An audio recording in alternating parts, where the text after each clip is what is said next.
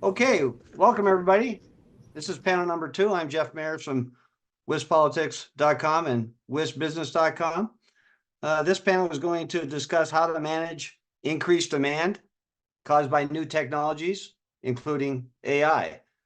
And we can just talk about increased demand in general. We talked a little bit about that in panel 1, but I think we have a little different array of panelists here, and so I think that I think we'll be able to maybe approach it in a different way. So let me introduce the panelists. You know Bert Garvin from the WEC Energy Group, Teresa Mogensen from ATC, Mark O'Connell, who runs the Wisconsin Counties Association. And here is Carl. And Carl Hosley, he's the president of Xcel Energy Wisconsin, Michigan. And Todd Stewart is executive director of the Wisconsin Industrial Energy Group. So now we are ready to roll. Thanks for coming on, Carl. So again, we try to have a conversation. Feel free to break in, interrupt me, correct me. If you think my question is lousy, then answer the question you want to answer, right? And then I'll try to maybe ask it again in a different way. But let me just ask everybody to start off with here. You know, AI is like burst onto the scene. You know, you can't go to any conference and not hear about it. But the energy demand out of AI and all these new technologies is enormous. And I'm just wondering, from all of your standpoints, you know, I'm going to start with the utility folks here first. Carl, I'm going to ask you first. How do you, as a utility, anticipate all this demand from new technologies, and how has it changed your planning?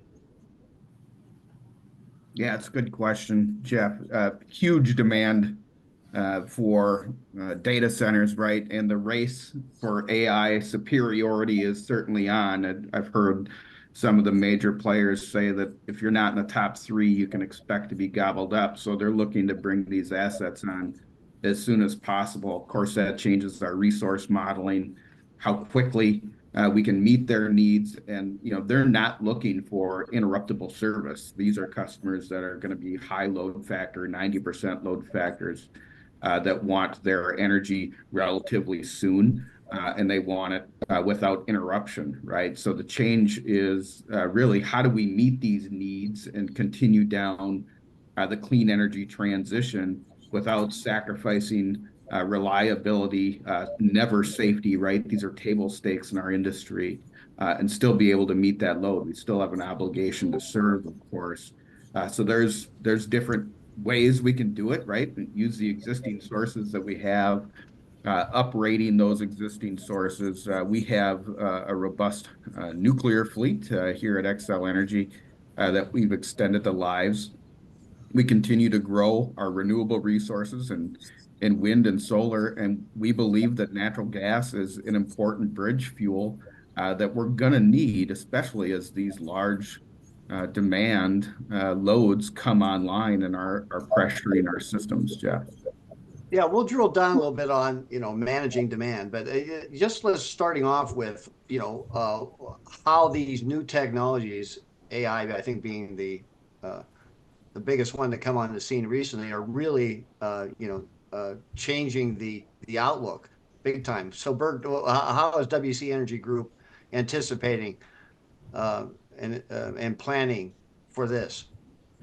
Well, we're continuing to focus on reliability. To Carl's point, data centers and cloud infrastructure requires a high level of reliability. So that's job one. It always will be. It's much larger. I mean, Microsoft has purchased over close to 1,400 acres of property, and construction is underway for a major data complex in southeast Wisconsin. And we're working closely with the commission and stakeholders and Microsoft on that project. And again, whether you're in Carl's service territory or ours, the emphasis on making sure it's reliable, and for the customer, it's speed to market. because Carl's right. This is a major race between highly sophisticated tech companies, and they need reliability and they need speed to market, and we're trying to accommodate both.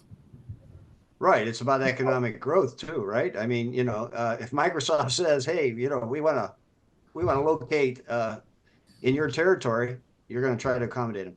Oh, okay. Teresa, what about, again, you're not generating it, you're transmitting it. But, again, if you have new technologies, new data centers, that places a stress on the system.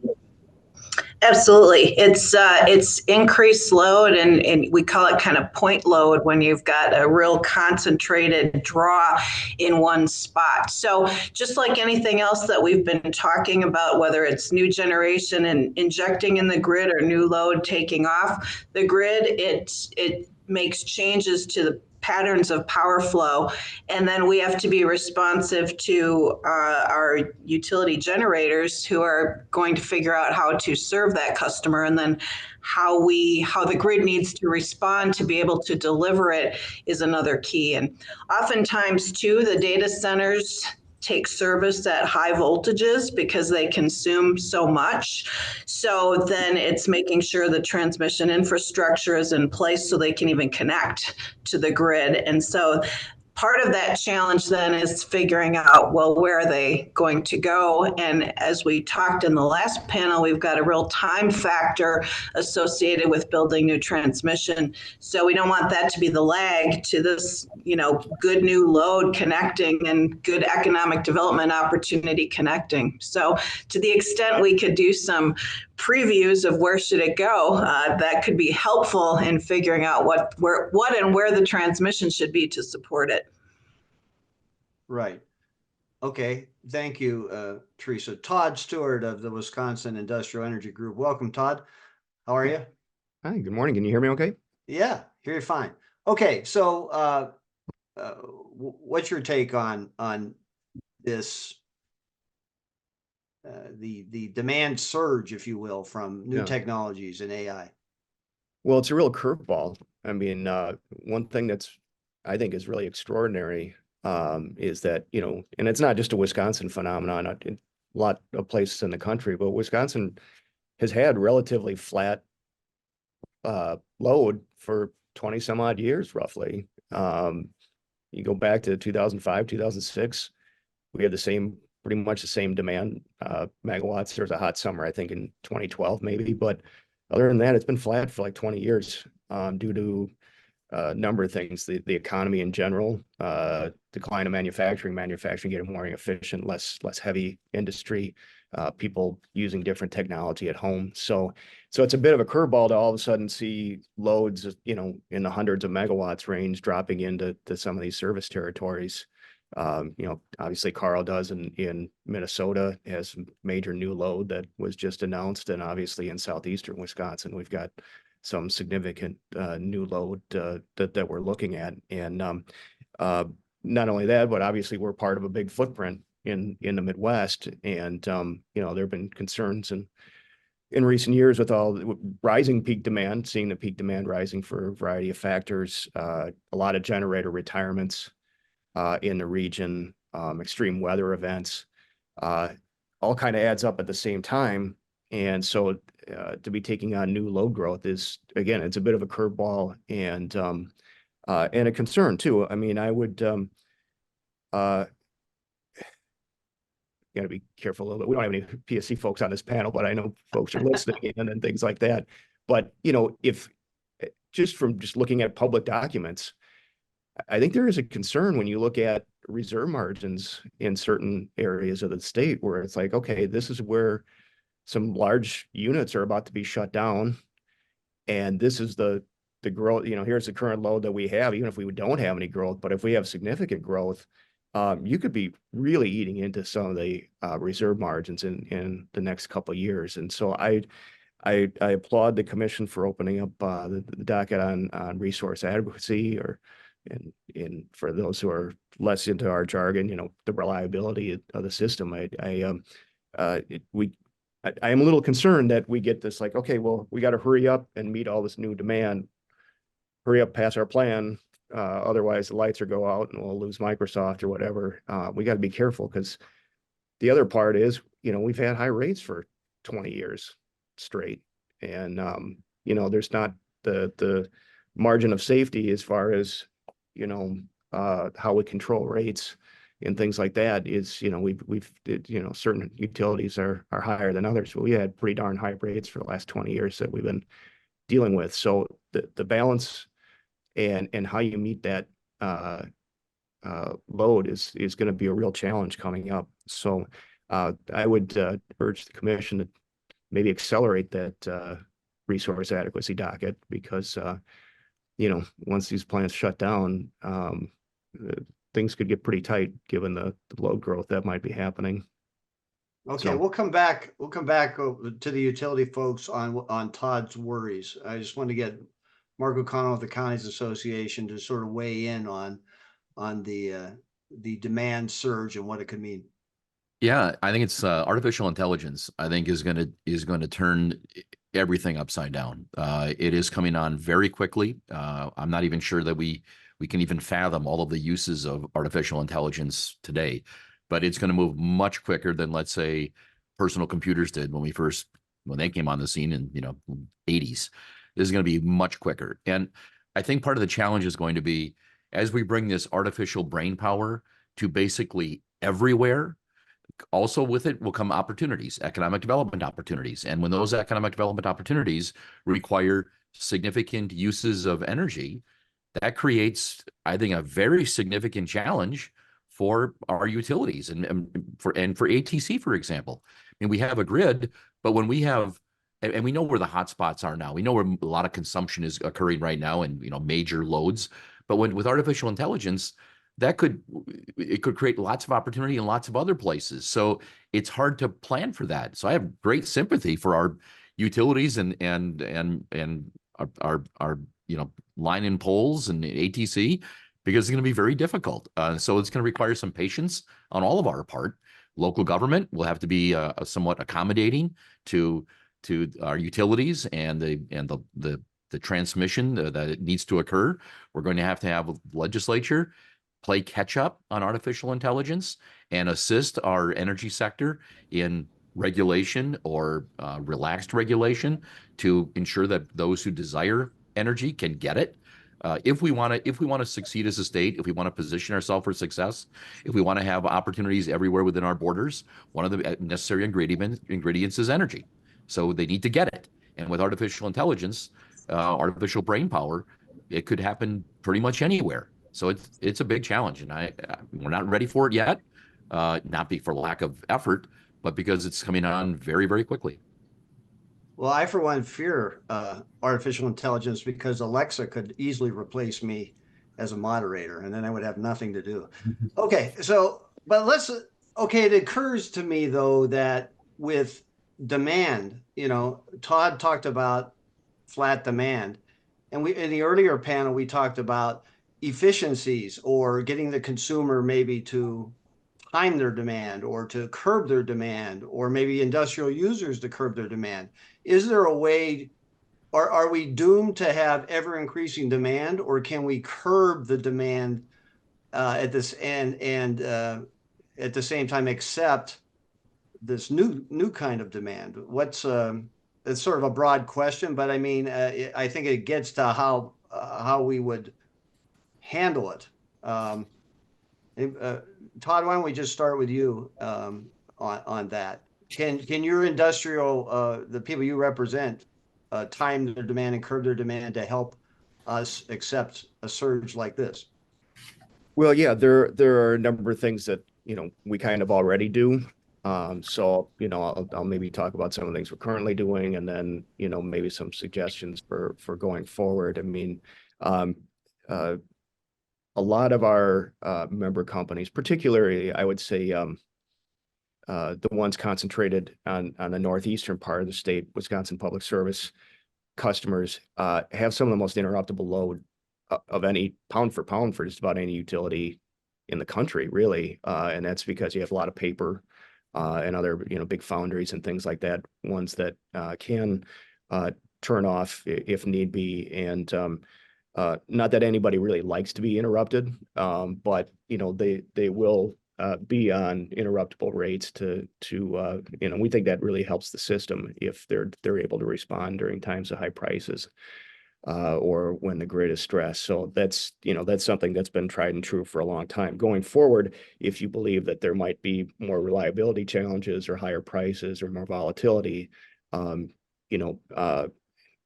you might see some customers wanting to get off those programs because they want to be firm, they don't want to be interrupted as much. And you've got others that are probably going to want to sign up for it too. So you're probably going to see a little bit of load going both ways on interruptible credits. So that's been tried and true for a long time.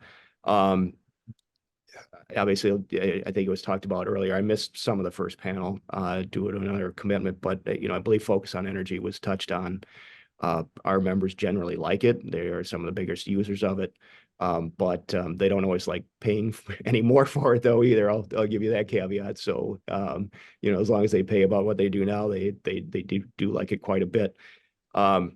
There are other things you can do with demand response and getting customers to respond, and depending on how much we want to talk about this, I don't want to filibuster, but there's some different things we can do going forward in that area. I would also, I probably should talk about some of the self-generation that's coming or has recently been we've been seeing quite a bit of. I've been really surprised. If you would have told me 5 years ago that some of our member companies are doing some of the solar projects of this size or partnering with the utilities of projects of this size, I probably would have said you're crazy 5 years ago. But we are seeing a number of folks, looking at 10, 15 megawatt solar projects, and batteries are probably coming next. And they're doing it for a variety of reasons. Some of it is their sustainability goals. Almost every company has sustainability goals these days, and even industries you'd think of as perhaps maybe not on the forefront of sustainability. Maybe they make a part buried in the middle of your car.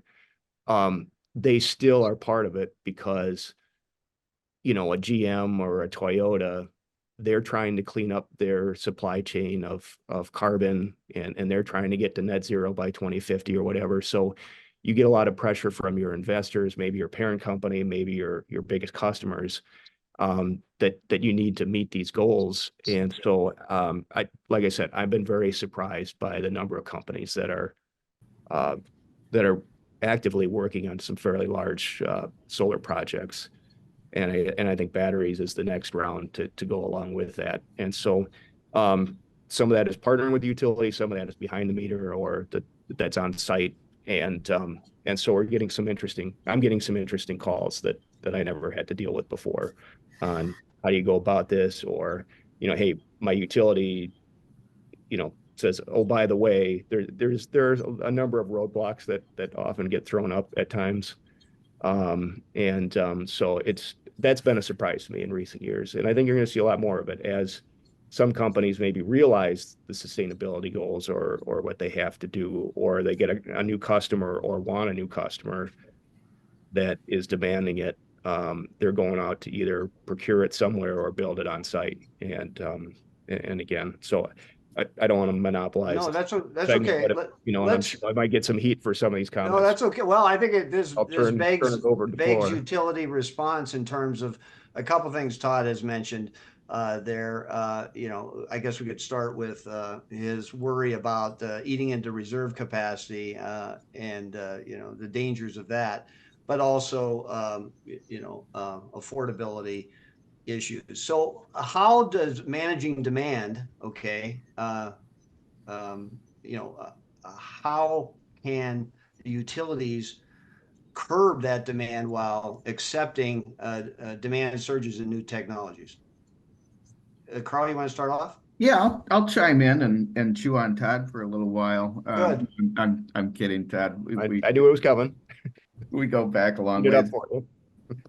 There's an opportunity here too, and you were touching on it, Todd, that while interruptible rates pound for pound, it's functioned in the past. We have a reserve margin, of course, with the independent system operator that's being eaten into as we see demand spikes that we need to address. We'll work through that through resource adequacy and modeling and talk about streamlining, I think, in the panel after this and how important that's going to be through the regulatory processes.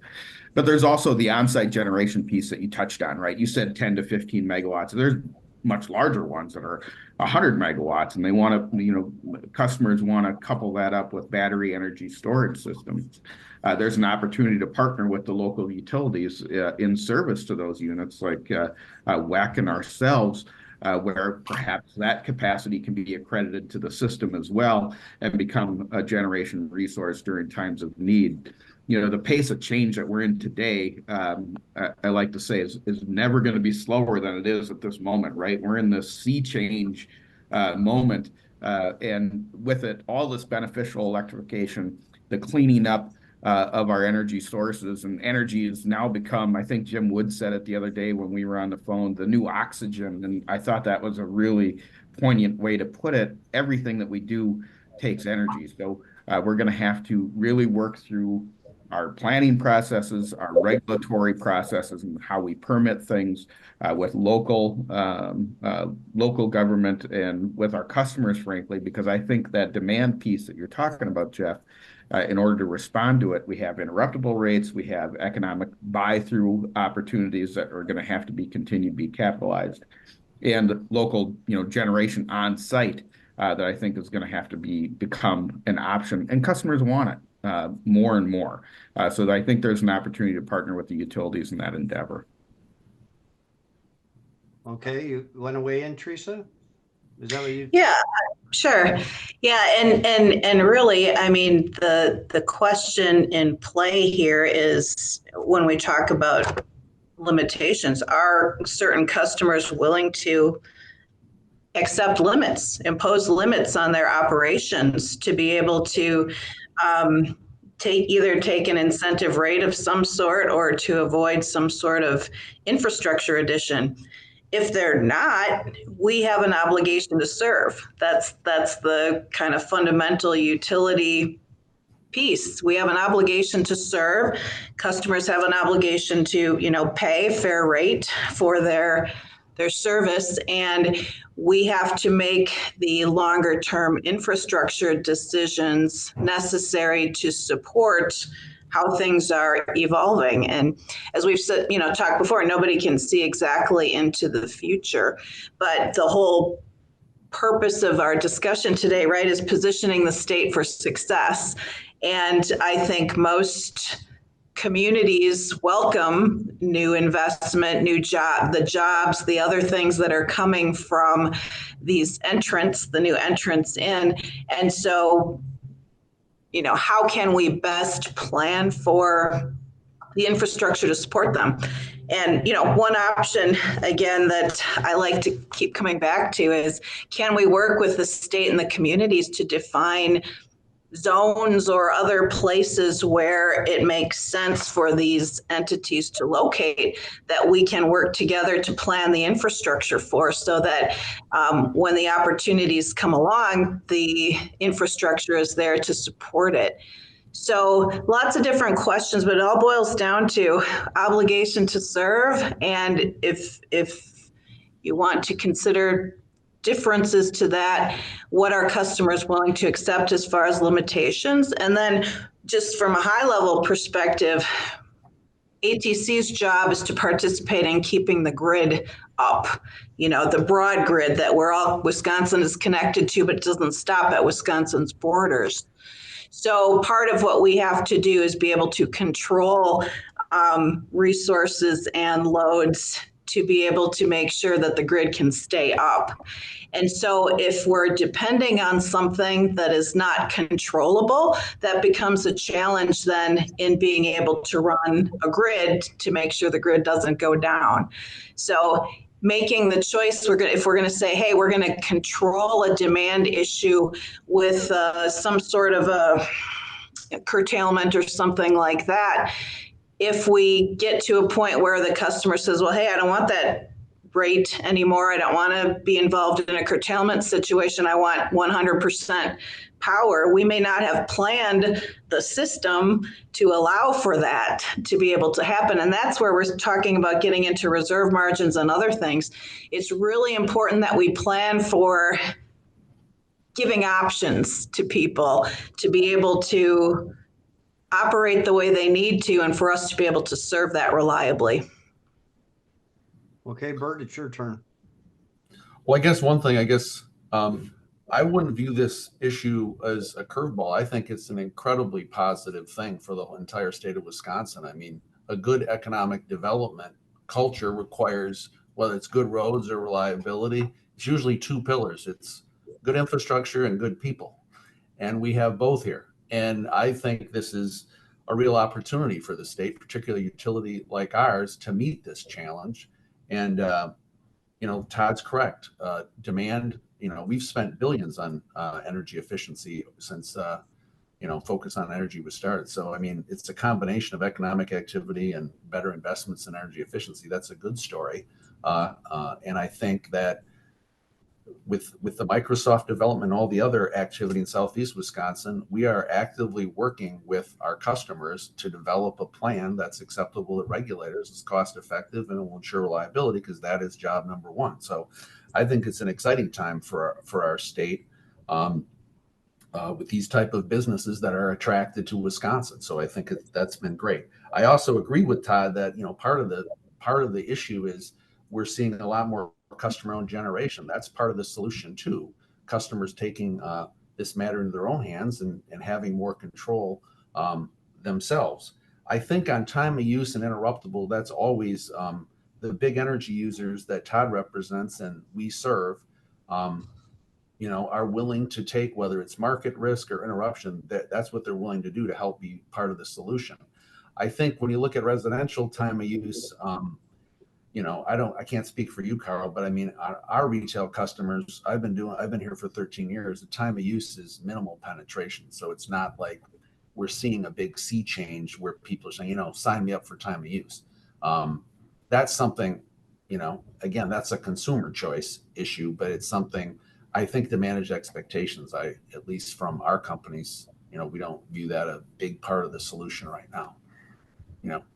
But like I said, energy efficiency, customers control that. They're part of helping manage this demand. But that's sort of my response to your question. What sort of other tools do you think utilities could use or be given, or or do incentives need to be upped, either through government funded or otherwise, to encourage more efficient use on the industrial level? What other kinds of tools are there out there?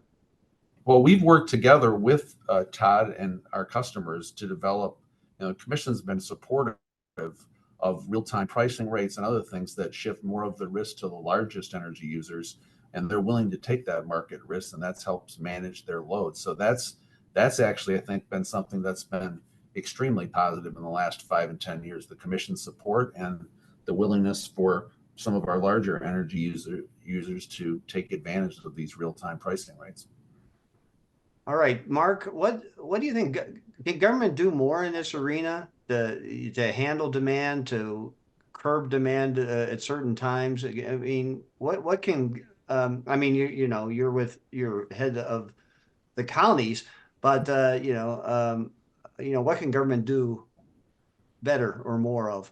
Well, let me take a simplistic global economic perspective on this. If you take out regulation altogether, I mean, obviously we're not doing that, but if you took out regulation altogether, then the market would dictate demand, right? When there's higher demand, then there'd be higher price. And if it was too high, then people would not engage in that demand. Okay, that's one perspective. But is that where we want to be? I would suggest to you, no. Where we want to be as a state is if there is the idea of a demand, and AI is going to create demand very quickly. that we want to be ready for it. We want that capacity for it because that results in economic activity. What we really want as a state is more people making more money, engaged in more commerce, paying more in taxes at current or even lower rates, so we can take that money, invest in our community, make them attractive to the smart young talent that's going to fuel our economy in the future. We want that. Part of that, one of the necessary ingredients is energy. And with AI, the demand for energy is going to be very quick.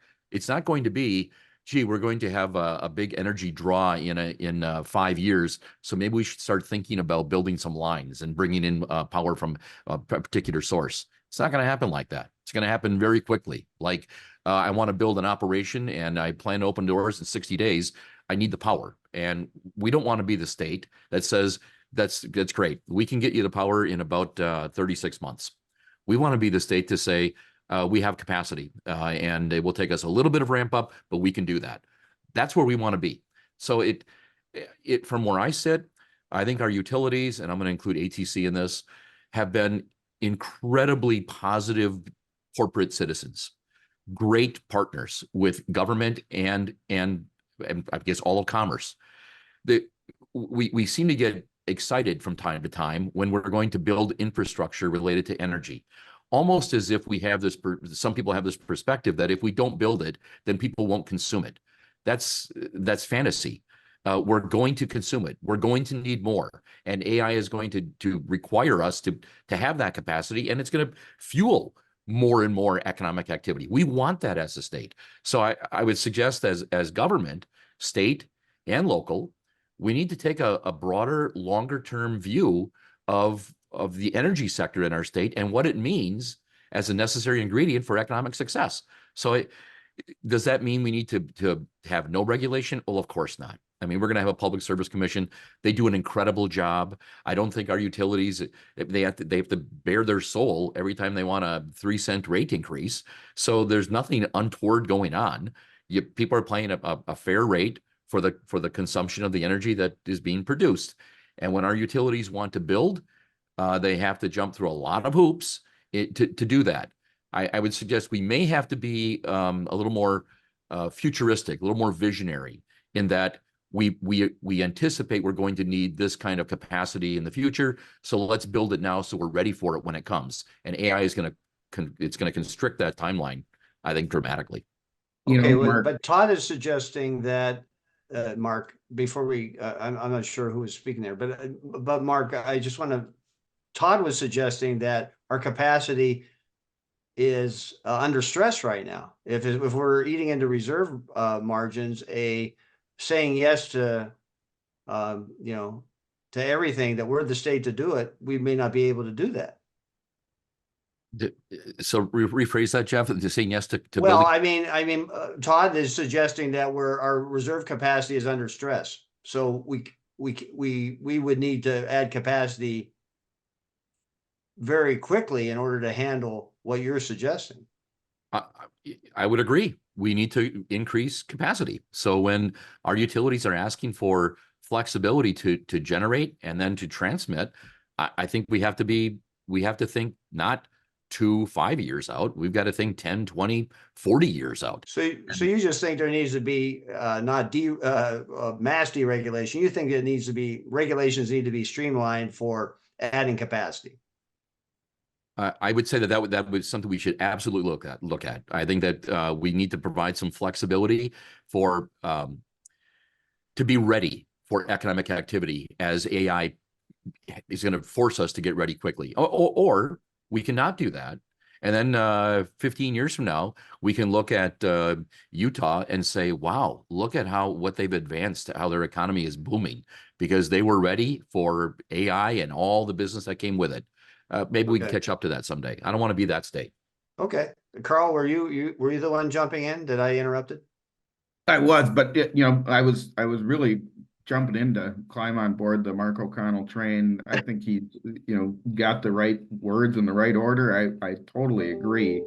We think about how things were. We were relatively flat, to Todd's point earlier on load growth. I remember in the 90s, we had an upward trajectory on load growth, and it makes a big difference on the economy of the state, frankly. And we want to stay ahead of that curve. streamlining the regulatory processes and the permitting processes. That's important because we want to be able to meet that capacity, continually challenge the reserve notion of how much reserve you need to have on the system in order to be entirely reliable. These are all things that we need to do in order to continue to grow the state and meet the energy needs that are coming down the road.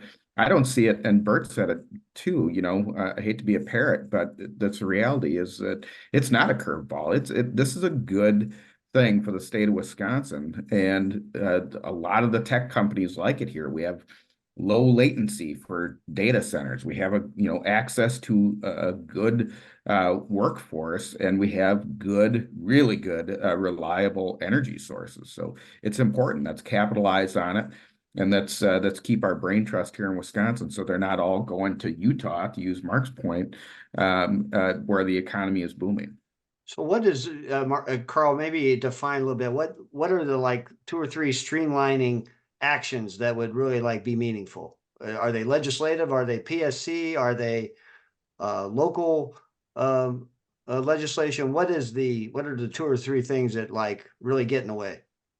Yeah, well, this one will draw Todd out for sure. I think about the CPCN process, right? And the level at which you have to file for a CPCN. And going through that CPCN process is akin to bearing your soul, if you will. I heard somebody say that earlier. It's like a little rate case process. I think those limits, at a minimum, need to be moved up significantly so we can be more nimble and get that infrastructure built, from the generator side to the transmission side, even on the distribution side. If you go down one notch from CPCN, and I know these are acronyms that nobody. No, but define your acronym for us. Yeah, Certificate of Public Need and Necessity. And then the next level down is Construction Authority. And I think that's at like 10 million. Well, those numbers, you can't build a substation anymore for about $10 million on the distribution side. So moving those triggers up at a minimum makes a significant difference in how quickly and how you be more nimble in responding to load growth, Jeff. How about, Carl, I'm just going to stay with you. How about this idea that we talked about, big companies, big users building their own generation? Are there hurdles that could be eliminated for those folks?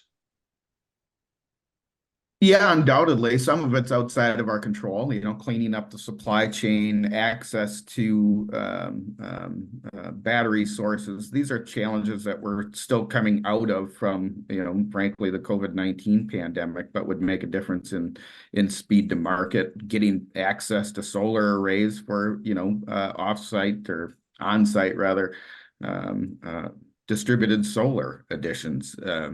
That makes a difference. Local permitting, any cleanup we can do on that front. And I'm not terribly familiar with what's out there, but any opportunities we can to improve that process, and then building out, frankly, if you have to upgrade your transmission system or your distribution system to take that energy off, that's, once again, it all comes down to infrastructure construction, how quickly you can do it.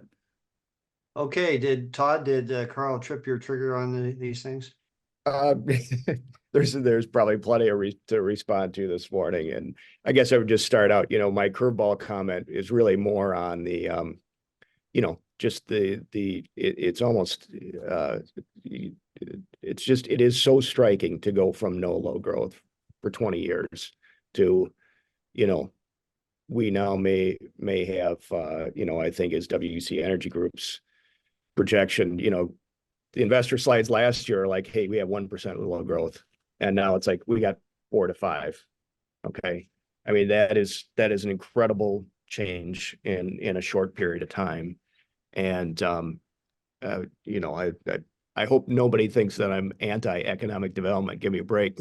I'm about as pro-economic development as you're going to get. So, I do, though, worry from this discussion. I'll just repeat a little bit, though. We've had high rates for 20 years, and folks, have been struggling with that for a long time. So I don't feel like we have a big margin of safety when it's like, hey, we got to let it rip, and we need to start building like crazy. We're a little concerned about the regulatory system we have now and using the infrastructure we currently have. As I said before, look, utilities have a lot of information that's confidential, and they're going to be a little bit ahead of the regulatory body and the stakeholders. But based on what's just public, some of these retirements are hitting at a time when MISO might be short, and that they might be short even without load growth. Okay, so what are you saying, Todd? That's just math. I mean, that's what you can look up in the public. No, so what are you saying that you want to slow the retirement You of? might want to slow some of these retirements down. Okay, and do you agree with what Carl said about upping the limits? I would have to see, well, first of all, we kind of have some of that now. I mean, threshold now is, I forget what it is, $15 million for a CA where you can fly under the radar. And so, I mean, we've seen, WEPCO in particular had a dozen small solar projects kind of, show up in the rate case that didn't have to file a CA for that. So I think we already have that. We already have the 180 and the 180, so I think it may be using the resources we currently have. I missed a little bit of the earlier panel, but I think I did hear it. I mean, we really should look at, this is kind of civil service reform. We really should look at paying the PSC better, having them have more staff, if need be, maybe dedicating more folks to be, if there are going to be a lot more construction projects, dedicating more staff to that, or how we look at the set of commissioners and their duties as to how we look at it. But I mean, the pay scale for some of these positions compared to the private sector, I'm sorry, and it's they should be getting paid a lot more to retain them. I think some of the budget for the modeling software that they've had, I'm not sure that some of that modeling software has been purchased yet. I mean, there's, it comes from ratepayer money. It's not taxpayer money, and ratepayers are happy to bolster the staff and help to focus on processing some of these things. Okay, Todd, I wanted to just ask you again, you talked also about like changes to regulation. Is there some particular thing that your group or your the people you represent are really pushing for that you think would be a help now? Well, since I just maybe touched on, there are a number of things we get into, but well, yeah, give me some of the touched on highlights. it, but since I just mentioned some of it, I mean, the commission now has a number of functions that I would call like a state agency function, more of a kind of a Department of Commerce. They got broadband, they've got Water. grants to the Office of Energy Innovation and things like that. Those are more, what other state agencies often do. And, if you're under stress and strain from, kind of the economic regulation that you normally do, where rate cases, and construction cases, maybe bifurcate some of that. Okay, so you're talking about like having, instead of narrowing the focus of the PSC to simply energy. Or economic regulation, the construction and the rate cases and things like that. That, I mean, again, that's a suggestion. Getting folks paid more. I mean, some of the pay scales compared to the private sector compared to what they can get for a utility, or somewhere in the private sector for some of my companies it's hard to keep folks on the farm, right? You get them all trained up and they're going to be gone in a few years.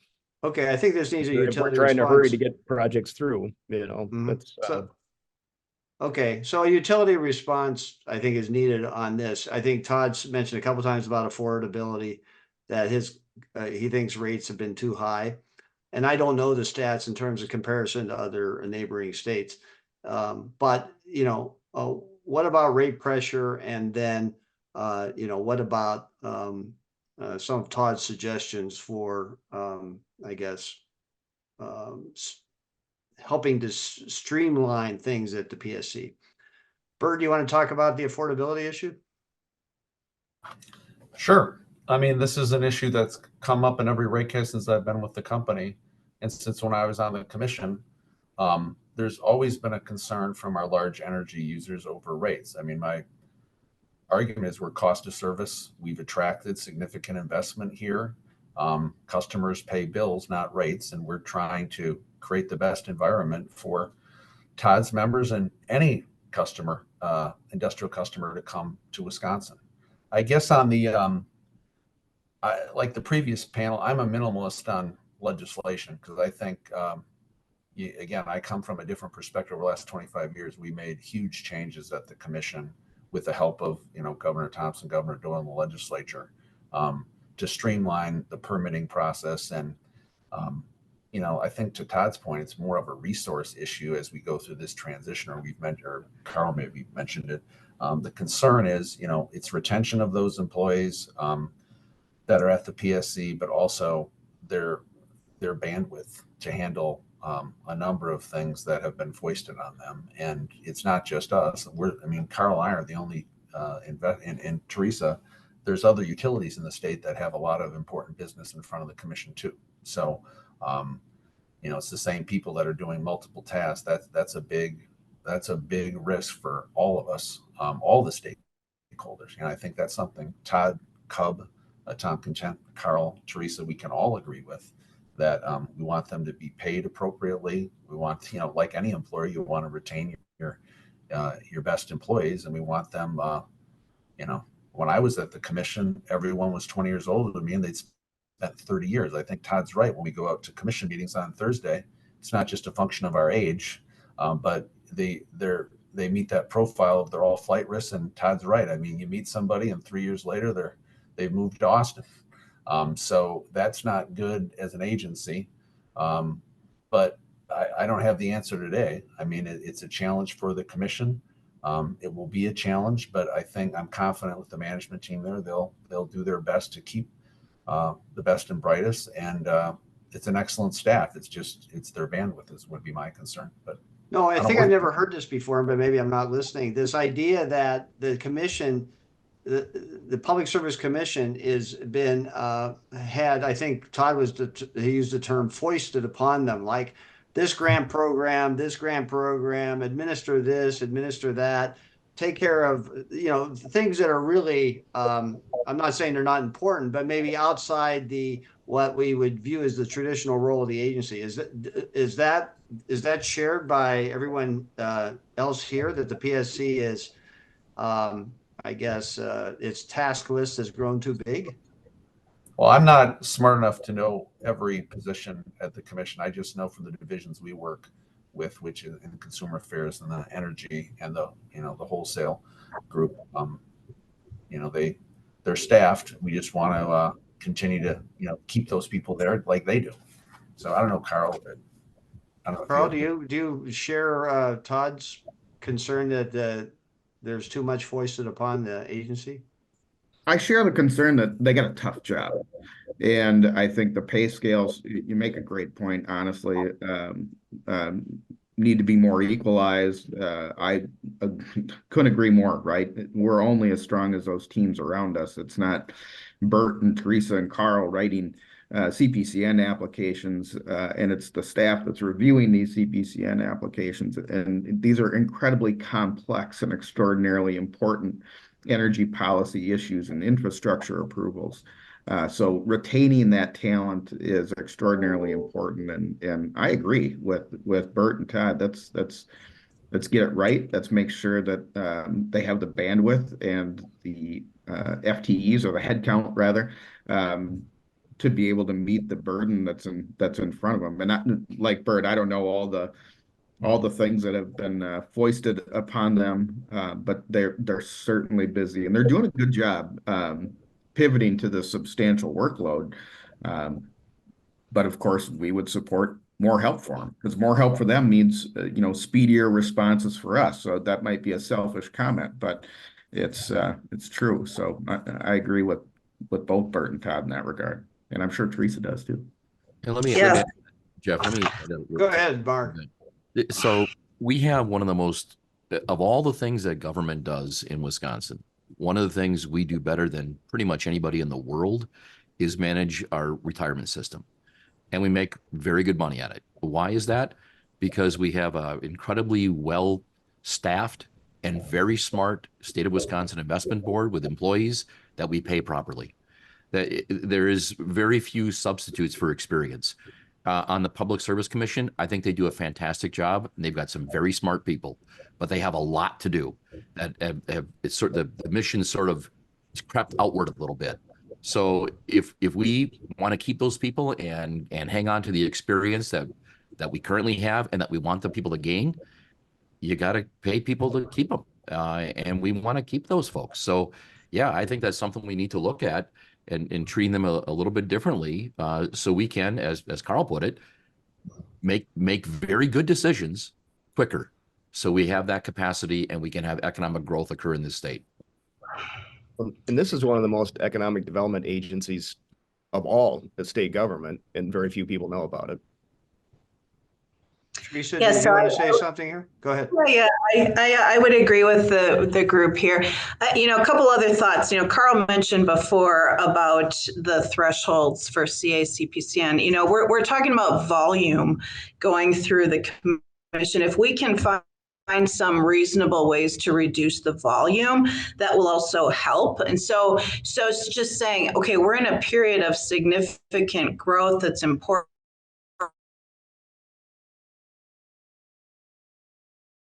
to what we bring and in what detail we bring to the commission. That's one thing. Another thing could be considering doing some batching. A lot of times there's multiple facilities in the case of transmission that would be associated with any given driver. So can we batch these rather than bringing them all in separate dockets or in individual, applications? That might be a way to reduce the volume and create more efficiency in looking things over. And then another thing that I would really like to see in the state, if we're talking about legislation and opportunity, and kind of tying to what Mark said, that we want to attract these loads, we want to attract these expansionists to the state, and timing of energy infrastructure is a huge piece of that. So can we do something where we have some legislation that says, okay, let's work with the communities, the areas, et cetera, to figure out where we want to do some advanced infrastructure work, to say we've got some sites that are ready. And that creates then a need for the infrastructure that we could say, okay, here's the need, here's the infrastructure in response, put it through a process and get that going in a timely fashion, so that then the communities, the counties, the others can say, hey, we've got these spots, we're working in partnership with our utilities, we've got the people who are ready to be your employees, et cetera. Well, don't we have economic development zones now? Not allowing, not necessarily that are creating a need for infrastructure and saying this is a valid need, get building for it. So, but okay, so let me use the example of Microsoft. Isn't Microsoft tapping into a Foxconn oriented development zone, and therefore there was an anticipation that there would have to be power pumping to the Foxconn site, or is that a bad analogy? So and I wasn't in the state at the time of that particular one, but that's a one-time deal. That's not a full state look at opportunities and infrastructure to support all around the state. But that certainly was a potential key attractant for being able to move faster that may have helped draw Microsoft in.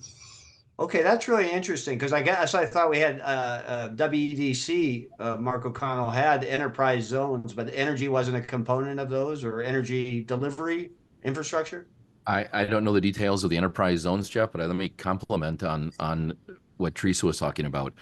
In 1950, it might take you 3 years to move your operation from one place to another, from Wisconsin to Oklahoma. But in our new millennium knowledge technology-based economy, businesses can move almost overnight. And where are they going to go?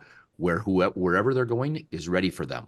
whether it's smart young talent to populate their business and create economic activity, whether it's energy, whether it's transportation infrastructure, they're going to go where someone is ready. They're not as likely to go where someone can get ready in 18 months. So, I mean, we still have companies that will take 18 months or 3 years to move, but there's a lot of business activity in this new millennium economy where you need to be ready. So we need to be more proactive than reactive. Okay, but this is really an interesting thing that Teresa brings up. I mean, again, I thought we had economic development zones, but I think you're talking about, Teresa, like creating hotspots. Here's a ready-made hotspot, corporations. You can move in here and we'll deliver the goods to you. Yeah, there's a lot of different ways to look at it. But the point is in, my prior comments about it takes a long time to build transmission, to go through all the process. If we can accelerate that by saying, yeah, we want transmission here because this is where we'd like to have data centers connecting or whatever the type of load that we might be looking for. That helps us get that certainty and, okay, what are we planning for? What's the right facilities to put in? And then let's get through that process of going through the commission and all the local permitting and everything else to be able to get those in. Because otherwise we cannot respond in a timely fashion for very large increases in load. So is there a model for this existing somewhere, or could Wisconsin create such a model, I guess? I don't know that there is something specific for a load like this. I know some states have done things for generation when they say we want to attract renewable generation to certain areas. We want to build transmission to help support that. But it's kind of this build it and they will come concept, making it right for this state in a way that makes sense. Yeah, I think there is a new proposal in Illinois to do some ready-made prep for data centers or chip makers. So, but anyway, so the race is on, I guess. We have a question here, and I encourage people to write in the chat with questions. But this question has been on my list anyway, so I'm going to bring it up now. The question is from Leon Ostrowski. Could small nuke plants be a feasible solution to cope with the AI rapid growth need located near data centers and their large need for cooling? So again, could the small nuke concept be helpful? Yeah, I guess I'll take that. I mean, the industry, generic, we as an industry and as a company, everyone is looking at small modular reactors, SMRs, because as we go through this transition, there's a lot of interest in nuclear, but nobody wants to be, no one on the management team wants to be version 001. So new scale, that was a very disappointing development. They had lined up financing. We're going to proceed with the project in the West, I think Utah, and then their financing fell through. So I think there may have to be some government intervention on version 001. That's just my opinion. I'm not speaking for the company, just following the industry.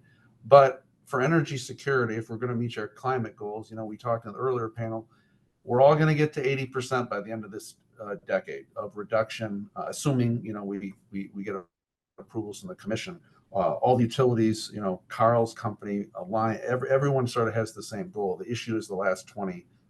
How are you going to lower your CO2? And in the absence of any new technology, that nuclear as a country, that's something we're going to have to get our arms around with to get to the ultimate goal, absent some other technology, hydrogen or something else. But it's a very interesting thing. It's something, a lot of companies, given the experience Southern had, they do not want to have the cost overruns they experience. And that's why SMRs are much more attractive. They're smaller. You're not betting your financial future on that particular generating facility. And it's a carbon-free baseload asset. So it's very appealing. It's just who's going to go first. Didn't Dairyland have some sort of deal to test these? Well, there's a coalition. There's, Excel, everyone's, a number of companies are looking at this, but there's a big difference between a study versus, going to the regulator and saying, this is now in our capital plan. Mhm. Okay, Carl, what do you think of the idea of a small nukes being a possible solution? I think Bert hit the nail on the head. He mentioned NuScale. That's exactly what I was going to lead out with, a bit of a disappointing development. There is a coalition to study it. I think it's important. I'm very pro-nuclear. We have a couple of nuclear units on the Minnesota side of the border. Everybody's weary of version 0.01. Of course, it's tough being first in the breach, and you want to get it right, because that's what we all strive to do. But I think it is going to be an important part of closing that last 20% gap.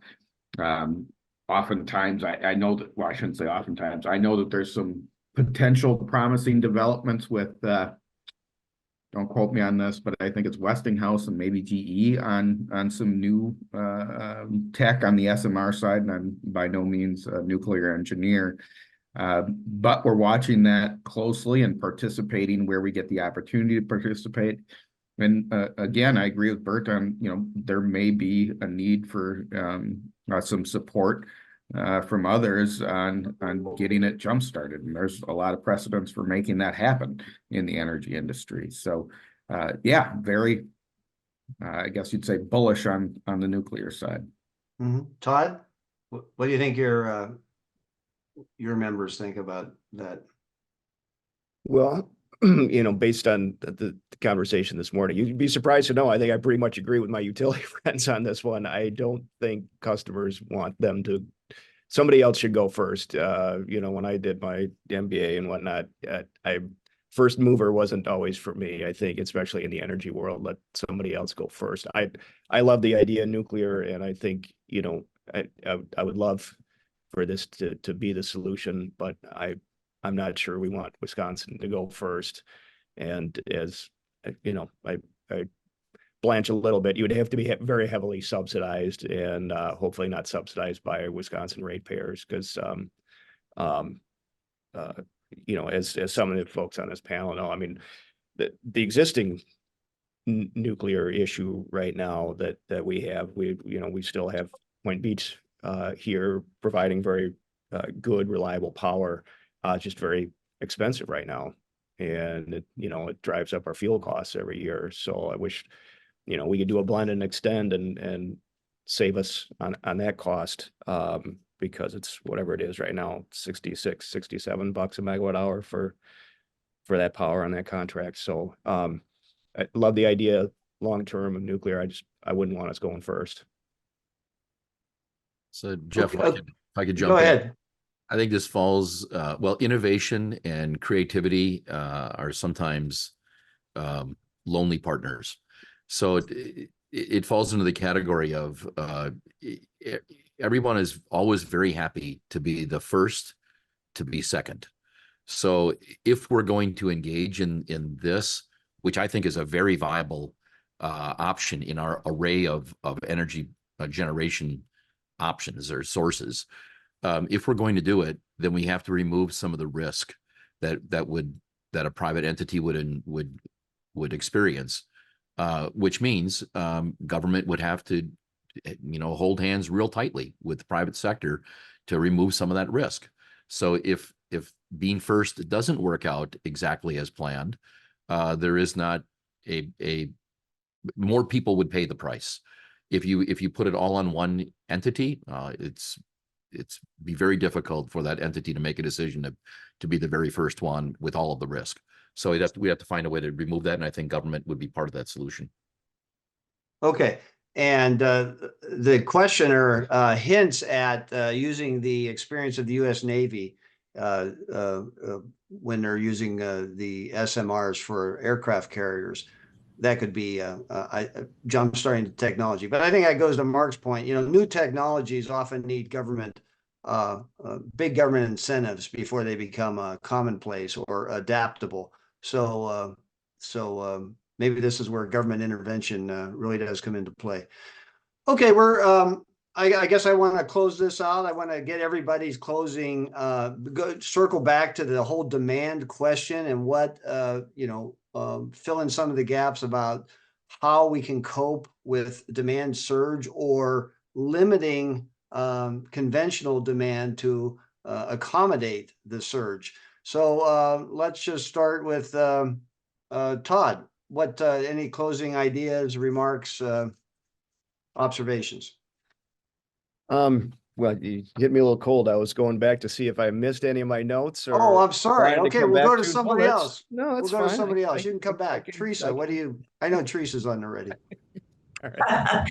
So again, our objective as utilities and really everybody here is to help Wisconsin be successful, help position Wisconsin to attract the right kind of demand and to manage it appropriately for the benefit of all the customers. And so I've said a number of times that from a transmission utility perspective, time is not our friend. Things take a long time. The more we can get ahead of things from a transmission perspective, the better. So I would really advocate for doing what we can to be proactive in that planning from the energy perspective, and then combine that with the streamlining of the regulatory process so that we can get done what needs to get done. And then we can be a partner to our communities and serving the demand that wants to come here. Okay. Thank you, Teresa. Really appreciate you being on 2 panels back to back. Your insight has been very, very good. And also to Bert, who's been had to do double duty too. Bert, what's your closing remarks, closing observations on the demand issue? Well, I mean, the short answer is we're going to meet it. And that's what our 5-year capital plan is designed to do, to keep, it's part of our affordability, reliability, and clean. Those are the 3 objectives we have. And, we're working, we don't operate in a vacuum. We're working with our customers, with the commission, and a host of other stakeholders as we execute this, because this is a very transparent process. And the one thing that's changed since I was on the commission is the staff has the same dials we have in these generation planning tools as they look at the future, and they can disagree with it and say, I'm changing this. So I just want to close with where we're looking forward to working with CUB, WIG, the commission as we execute this and we meet the demand together. Because like Carl said, it's this whole team of people that, regardless of the utility, are working to make this happen, and we're going to do it. All right, thanks, Bert. Todd, are you ready now? You can't ambush these guys. I can't let you go last, because if you ambush them with something, then they won't have a chance to respond. No, I don't think I'm going to hit anybody too hard. Okay. No, last shots before the bell. No, so thank you, Jeff. I just wanted to see if there were any points that I didn't raise, because we had, this was a good panel, a lot of good points, and I'm sure we probably could have talked for a lot longer. Some of the stuff that I did not bring up, maybe I think was probably brought up in the panel before me, but obviously the stranded asset issue is one that I think is going to have some conversation this next year, and we're concerned, as I said earlier, we're concerned about some of these plants and the reserve margins right now, and shutting stuff down, and that still has sometimes decades of life left in it. So I think that's a conversation we'll probably hear quite a bit about in the next year. Some of the ideas that did not quite get to, but going forward, there are some demand response things that other utilities do that maybe we don't have here, that again can be an ongoing conversation. There are things with demand response interruptibles that other states have done, and maybe these comes up in rate cases this year. I don't know, but you can aggregate some of these demand response or even some of the resources. It's not for everybody, but there is some version of push button interruptible. Again, it's not for everyone. The price has to be right, but even more instantaneous interruptible service. Again, that's not for everybody. Not everybody can do that. And but it is a thought. Having things retail rate pilots in general. Industry is, as has been said, industry is very mobile. It's getting even more mobile. And we don't want to lose out to other states or other areas because of, high rates. But so I think we need to look at a comprehensive, holistic, big picture, optimizing as much as we can. And I'll just close. I'll give kudos to Carl on looking at your IRP in Minnesota. You got a goal of keeping your rates to 1% or less for the next whatever through 2040. I appreciate that. I wish every utility in the state had a goal of keeping it to 1% or less through 2040. So I'm not always That's a I'm not always ripping to Carl. I'm not You always got ripping the kudos, Carl. utilities. I'm not always ripping the utilities. So Well, thanks, Todd. All right, Carl, what's your overall closing remarks, your views on the demand issue? Yeah, well, it'll be hard to differentiate myself from Bert and Teresa, but listen, we got to do this together, right? And we're not always going to be at the table nodding in agreement. And we all certainly understand that. We can look at the options, the push button option that Todd just mentioned. The utilities, there's one thing I know about all the utilities in the state of Wisconsin, including MG&E and Alliant, who aren't on this panel with us, but Bert and Teresa know we're all pretty good at working together when it comes to solving a problem that affects everybody and where we have an opportunity to benefit the whole state.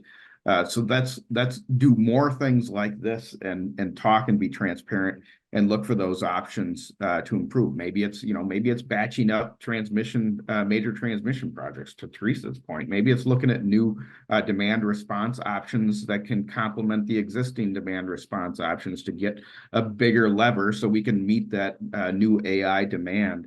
And of course, we also have to, at some point, we got to talk about the residential customers and what they can do to help alleviate the pressure on the system as well. Because undoubtedly, there's levers that need to be pulled on that side, or that could be pulled on that side. So Tom Content and Citizens Utility Board and Clean, there's a lot of stakeholders, and we have a lot of history of working well together. So I'll leave it at that. Thank you, Jeff. All right, this is a cooperative venture. Okay, Mark, close it out with your views on the demand issue. So first off, our energy industry in this state has been incredibly responsive to citizens and businesses. We don't have the challenges that California has, where sometimes you have to wonder if the light will go on or not. We don't have that.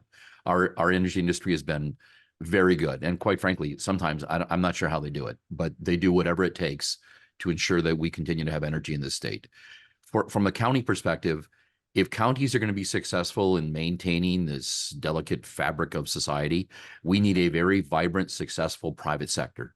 For the private sector to be successful, they need certain things: a quality workforce that wants to live here and enjoys quality of life, available capital to invest, grow, even risk, and a good infrastructure, soft infrastructure like broadband everywhere you can breathe, and hard infrastructure like transportation and energy. So we want that as county government.